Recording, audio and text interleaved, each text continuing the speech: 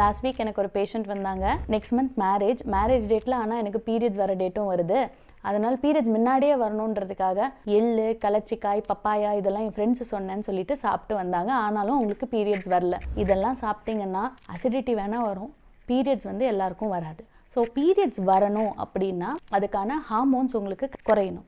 So periods வரணும்னா இது நீங்கள் சயின்டிஃபிக்காக அப்ரோச் பண்ணணும். முதல்ல நீங்கள் ஒரு செக்ஷுவலி ஆக்டிவ் விமனாக இருந்தீங்க அப்படின்னா ப்ரெக்னென்சி உங்களுக்கு இருக்கா இல்லையா அப்படிங்கிறத ரூல் அவுட் பண்ணிக்கோங்க.